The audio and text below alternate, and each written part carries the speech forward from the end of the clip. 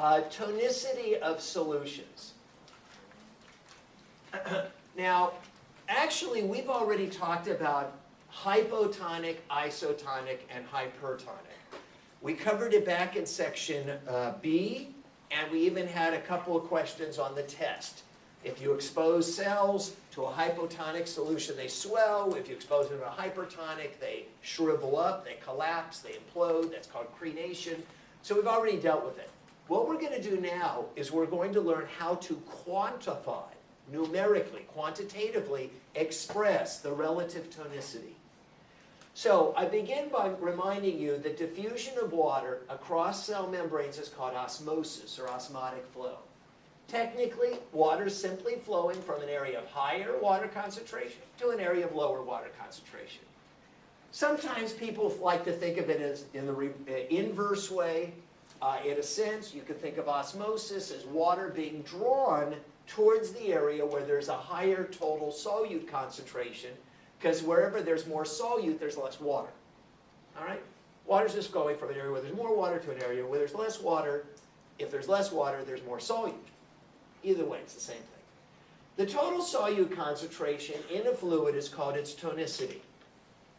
That's important. The total amount of solutes in any fluid is called its tonicity. The tonicity or total solute concentration of body fluids is very critical. If the extracellular fluids, like blood, became hypertonic, which means a higher solute concentration than normal, water would be drawn out of the cells and the result is crenation. But if the extracellular fluids become hypotonic, a lower solute concentration than normal, water will be drawn into the cells, as it were, and the result is swelling of the cells and even lysis. Let's look on the next page. And the next page actually shows drawings and actual photomicrographs of red blood cells. So in the top picture, it shows a red blood cell surrounded by what's called an isotonic fluid. That means it has the same proportion of solute and water outside the cell as inside the cell. So since the concentration of water is the same outside as inside, iso meaning the same, so this is a happy cell. And here's an actual photograph of red blood cells smiling, because they're happy. Okay. Now, on the other hand, if we place cells, including red blood cells, in a hypotonic fluid, a fluid that is proportionately lower in solute and higher in water, hypotonic means low concentration of solute and high in water, then water will flow into the cell, causing the cells to swell and eventually burst. Here's an actual photograph of red blood cells. Look at how they don't look happy. Look at that. They're about ready to burst. We don't want that. And then the third possibility is surrounding the cells with a hypertonic solution where it's high in solute and low in water. So water overall, there's a net flow of water out of the cell to the outside of the cell where there's less water and more solute, hypertonic, high in solute. And as the water flows out of the cell starts to implode. And here's, look at this. These guys do not look happy, right? These red blood cells are about ready to collapse. So this is a very important subject. Now, back on page 9, we wrote that clinically it would be useful to identify whether a patient, perhaps a patient with kidney disease, perhaps a patient with kidney failure, suffered from hypertonia or hypotonia. So what do you mean? If somebody's kidneys don't work, aren't the kidneys supposed to excrete the excess water or excess salt that we ingest or swallow? If somebody's kidneys don't work and you're drinking water or eating salty foods, then you're changing the tonicity of your body fluids, and the organ that normally gets rid of the excess water, gets rid of the excess salt, isn't working. So therefore, your body fluids are going to start to become hypo or hypertonic. If we knew how to quantify this, how to express quantitatively how hypotonic or how hypertonic, if they were hypertonic, you could give them just fluids, hypotonic fluids, to compensate. If they were hypotonic, you could give them solutes, such as salt. The problem is, how do we express the total quantity of solutes? How do we quantify the tonicity so that we know how much fluid or how much salt to give them? Now, your first thought is, well, so nobody knows how to do that, so we don't know how to, but we do know how to do it. And that's exactly what is done. Everything is done quantitatively. That's what all this testing is done in the hospital. Now, the unit that we use to quantify the tonicity is a unit called osmoles. And it's called osmoles. It is the contraction of two words, osmosis and mole. So it's combining the concept of a mole and osmosis, the movement of water. Now this concept, this term, is only used in physiology and in medicine. You never learn it in a chemistry class, or biochemistry for that matter. You could have had 4 years of chemistry and never learned this unit. Why? Because in a chemistry class, you just put chemicals in a test tube. It has nothing to do with cells and cells bursting or collapsing because the solution is hypo or hypertonic. So they don't deal with cells. They just deal with chemicals. Only living cells may swell up with water or collapse because of not enough water, so it only becomes important in terms of physiology of cells and in medicine. Now, in terms of the number of osmoles per liter, that's called osmolarity, but more commonly we talk about milliosmoles per liter, which we call milliosmolarity. Let me introduce the concept to you, and then we'll take a break. And then after the break, I'm going to go just a little bit further. I want to finish this handout, and then we'll switch to lecture topics. But let me introduce the concept to you. Many years ago, when I was trying to figure out, as a much younger teacher, how do I convey this concept of an osmole or a milliosmole to my students? And I actually hit upon something. And here's how I'm going to explain it. If you took your early grades of school, if you went to school in the United States and you had 2nd and 3rd grade in the United States, you heard from your arithmetic teacher the following expression: you can't add apples to oranges. Anybody ever hear that term? It's a classic expression. You cannot add apples to oranges. So, if Johnny has 3 apples, right, and Billy has 2 oranges, what do they have together? 3 apples and 2 oranges, because you can't add apples and oranges. They're 2 different things. That's what your arithmetic teacher would teach you. All right, it's common. I know some of you were born in other places, but this is a classic expression heard in the United States. All right. Now, I'm going to tell you how you can add apples and oranges, 2 different things together, so that you can go back to your 3rd grade, 2nd or 3rd grade arithmetic teacher and explain how you can add apples and oranges. You can add them together if you call them by a name that includes both apples and oranges.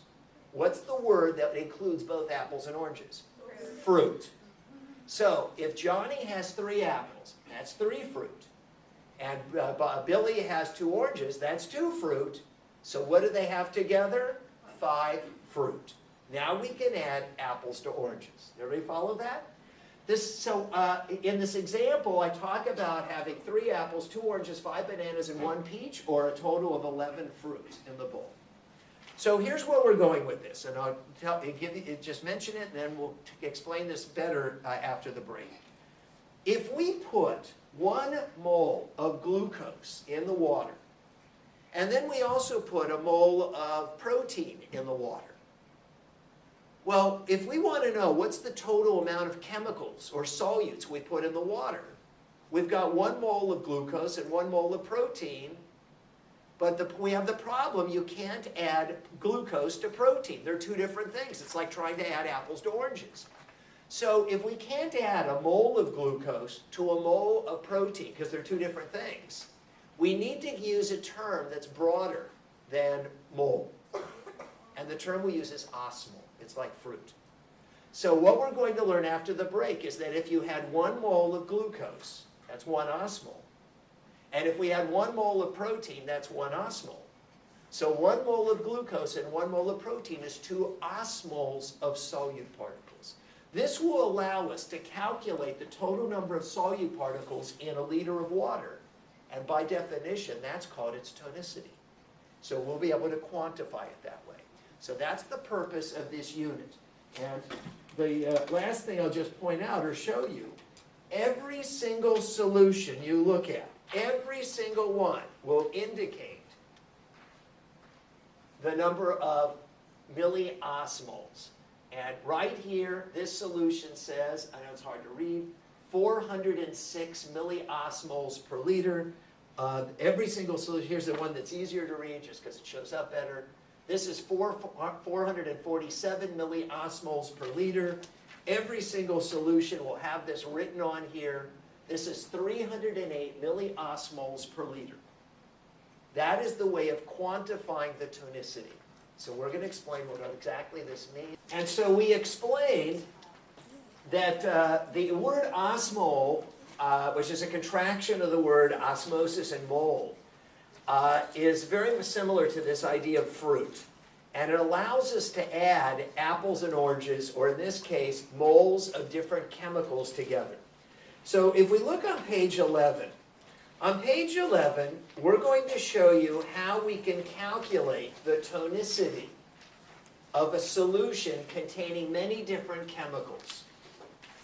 So we're going to actually calculate the tonicity of a solution containing many different chemicals. So let's imagine we took a liter of water, 1,000 milliliters of water, and we added the following chemicals.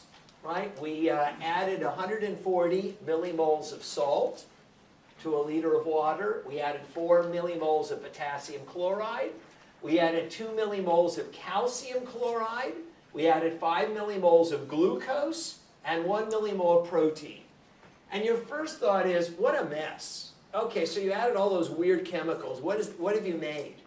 We've actually made a solution that is very much like blood plasma. Because that's about the concentrations of salt, of sodium, and potassium, and calcium, and glucose, and protein in real blood plasma. So it wasn't just a totally arbitrary solution. Now, before we can figure out what the total number of solute particles are in this solution, which is called its tonicity, I want to remind you of a major difference between organic and inorganic chemicals. Salt is an inorganic chemical. Glucose, C6H12O6, is an organic. What's an organic? A hydrocarbon, made up of mostly carbon and hydrogen. Inorganic chemicals, like salt, what holds the atoms together are what kind of bonds? Ionic bonds, which is simply an electrical attraction between ions. And when you add a molecule that is where the atoms are held together by an ionic bond into water, it disassociates or ionizes. It breaks apart, forming sodium ions and chloride ions. So when you put a salt molecule in water, you don't have a salt molecule floating in the water. You have separate sodium ions and chloride ions floating in the water. Now, in contrast, what kind of bond holds organic molecules, carbon and hydrogen atoms together? Covalent. Covalent is a sharing of electrons. And in general, when you put molecules held together by covalent bonds into water, it does not break apart. If it breaks apart at all, it's ever so slight. And so usually doesn't break apart or dissociate at all. So when you drop a glucose molecule into water, you have a glucose molecule floating in the water. So this is important because it affects the total number of solute particles that are formed. Those of you who had chemistry, so you remember you had to do problem sets dealing with what were called the K dissociation constants, right? Anybody remember that, where you had to calculate based on to what percent or degree it disassociates. All right, now, let's go through each of these chemicals that we're adding to the water and take into account when we add that molecule to the water, what happens to that molecule. So in the first case, we're adding 140 millimoles of salt. 140 millimoles of salt. Remember, since every salt molecule that we put in water actually disassociates or breaks apart into two solute particles, if we're putting 140 millimoles of salt, and if you don't like the word millimole, just say 140 dozen. So we're going to multiply that times 2. So what we actually have when you put 140 millimoles of salt in water is you end up with 140 millimoles of sodium ions and 140 millimoles of chloride ions for a total of 280 milliosmoles of solute particles. Again, in a chemistry class, they would just say 1 mole of salt forms 1 mole of sodium ions and 1 mole of chloride ions. Or we would say 2 osmoles. All right, now, what about potassium chloride? Well, first of all, is KCl, potassium chloride, is that organic or inorganic? It's inorganic. It's not an organic molecule. It doesn't have any carbon and hydrogen. So we predict that it's going to disassociate. In general, inorganic molecules do ionize or disassociate when added to water. Potassium chloride disassociates very much like salt into potassium ions and chloride ions. Each potassium chloride forms 2 solute particles. So if we put 4 millimoles of potassium chloride, we multiply times 2, and we end up with 8 milliosmoles of particles. Because again, what we actually have is 4 millimoles of potassium chloride dividing into 4 millimoles of potassium and 4 millimoles of chloride, or 8 milliosmoles of particles. Again, why are we using the word osmoles? So that we can add all these different unrelated chemicals together. It's like fruit. Now, calcium chloride. Is calcium chloride, CaCl2, is that organic or inorganic? Inorganic. It's not an organic molecule. It's not a hydrocarbon molecule. So when you put it in water, it actually disassociates into one calcium and 2 separate chlorides. So you should have learned that in chemistry, but whether you did or didn't, you know it now. So for every calcium chloride molecule we put in water, we actually end up with 3 solute particles. So we're going to multiply the number of millimoles times 3, and we get 6 milliosmoles of solute particles. Okay, now we also put glucose into this solution. So is glucose organic or inorganic? It's organic.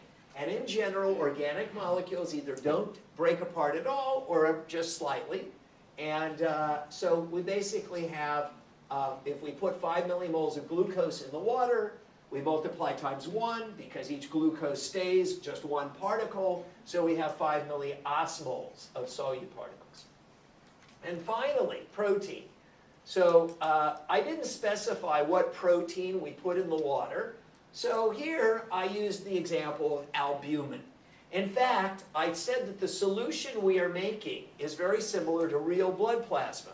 And in fact, the major protein in blood plasma is albumin. You might say, well, isn't albumin like egg whites? It is. That major protein in our blood plasma is albumin.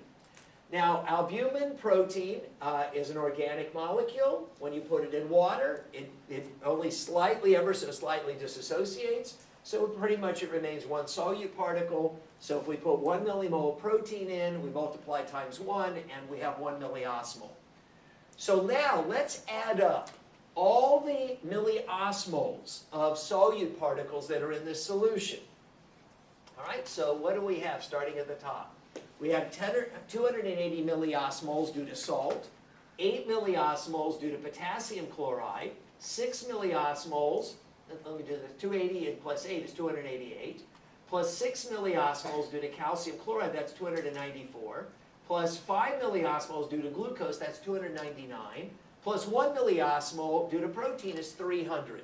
So I calculated that the total number of solute particles in this liter of solution is 300 milliosmoles of solute particles. So on page 12, we wrote at the top, The solution we've just described has a total solute concentration, or tonicity, of 300 milliosmoles per liter, or 300 milliosmolar. And then I wrote, right below the box, normal blood plasma has a total solute concentration, or tonicity, of 300 milliosmoles per liter. Therefore, by definition, any solution that also has a total solute concentration of 300 milliosmoles per liter is isotonic with blood plasma. So it has the same solute concentration as blood plasma. So now we know what the definition of isotonic is. It is any solution that has a total solute concentration, or tonicity, of about 300 milliosmoles per liter. Now, in the box, commonly in hospitals, instead of talking about the number of milliosmoles of solute particles per liter of fluid, they commonly talk about the number of milliosmoles of solute particles per kilogram fluid. So you might say, what? Let me ask you a question. 1 liter of fluid weighs how much? 1 kilogram.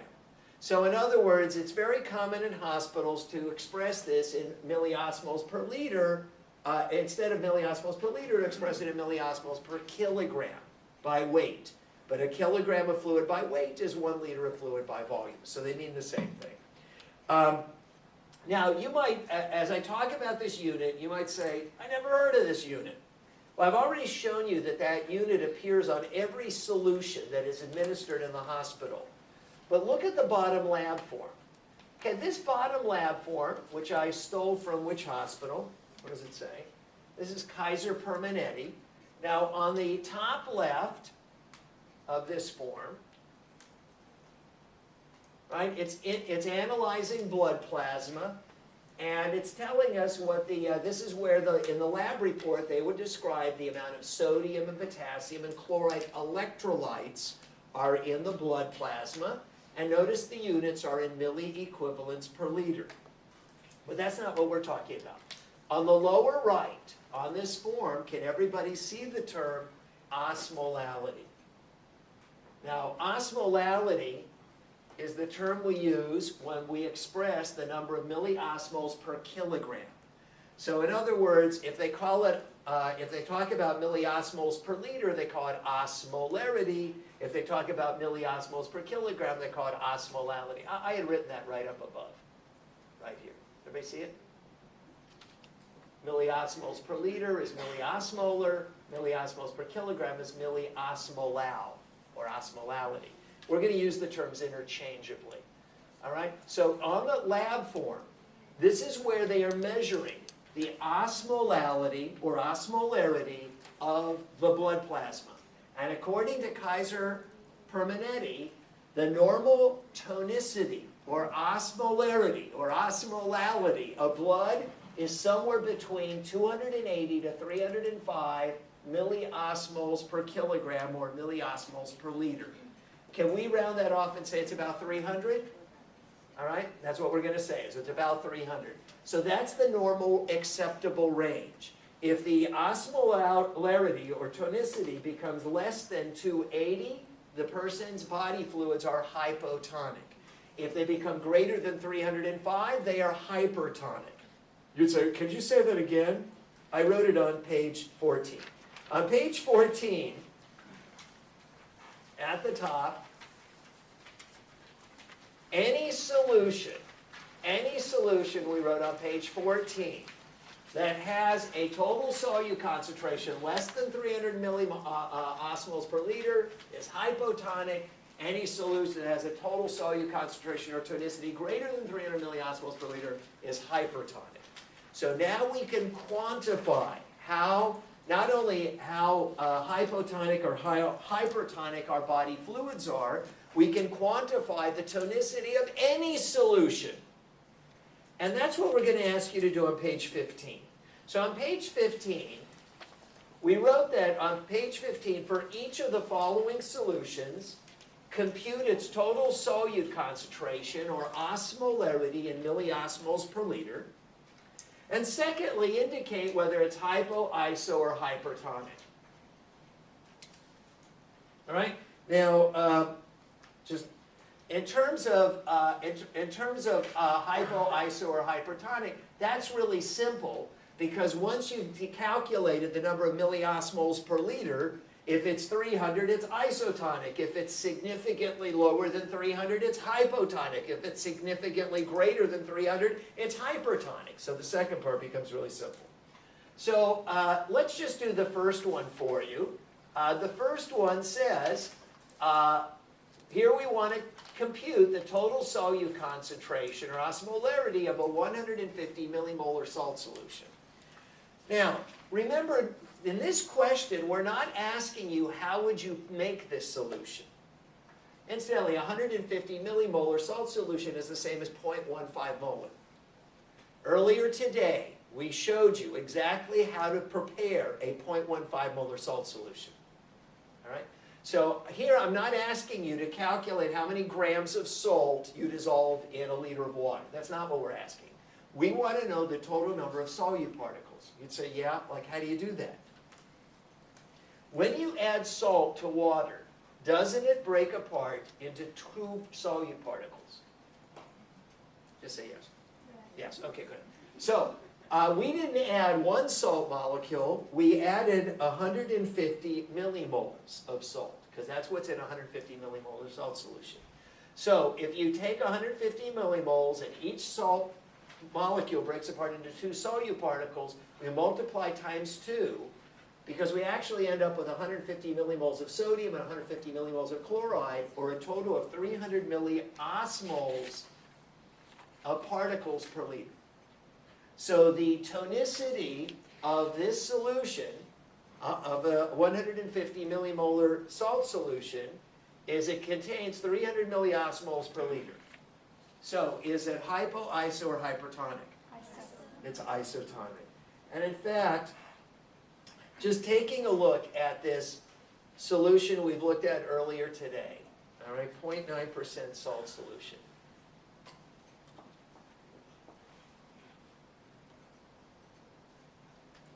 You'll notice this, it says the osmolarity is 308 milliosmoles per liter. We just calculated 300. All right? So that was rounded off. This is 308 milliosmoles per liter. This is isotonic. And incidentally, in it, it's got 154 milliequivalents per liter of sodium and 154 milliequivalents of chloride. 154 milliequivalents of sodium would be how many millimoles? Did we talk about converting from millimoles to milliequivalents and milliequivalents to millimoles? To go from millimoles to milliequivalents, we multiply times the valence. To go backwards from milliequivalent to millimole, we divide by the valence. What's the valence of sodium? 1.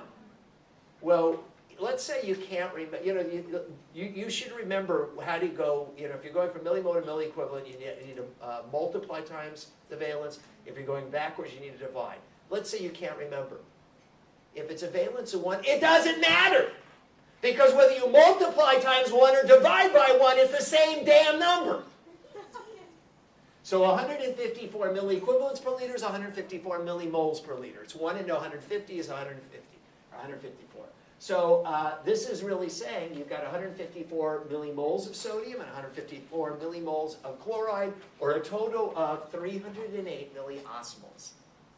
Exactly what we're talking about. Again, I'm sure that some of you might have been in a clinical setting and handled these solutions, and you've never even noticed all this stuff written on them. But there's a pattern that what we all do is when we are looking at something we don't understand, we ignore it. So if we don't understand what it means, then we just ignore that it's even there. But all this information is on every one of these solutions. And you should understand what it is you're giving to somebody. You'd say, well, what if I don't understand what I'm giving? Can I just give it? You may be giving the wrong thing because you don't understand enough about what you're doing. One of the questions that we've asked you to do,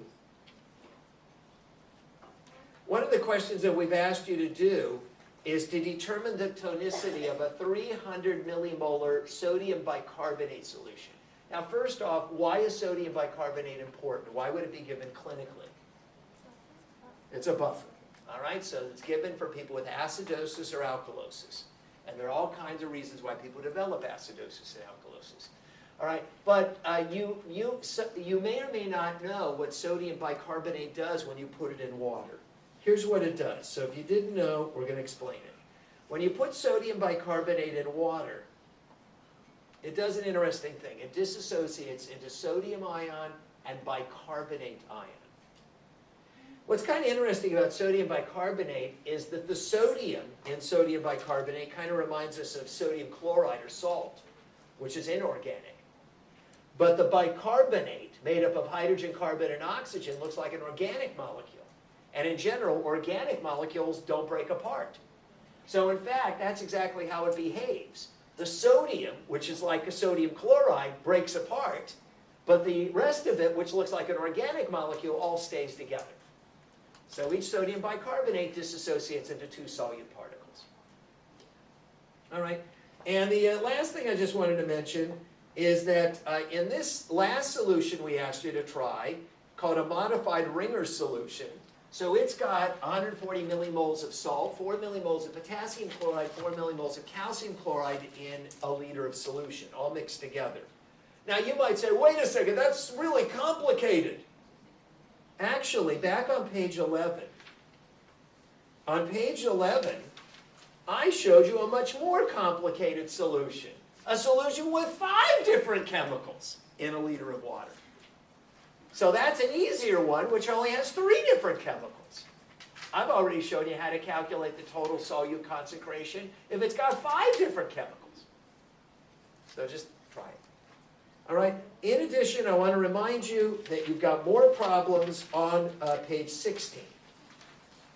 Some of you I know have already started doing them. All right. And I gave you a second handout today as well, didn't I? If you came in late, I passed out. You can get it at the end of class. Another set of problems.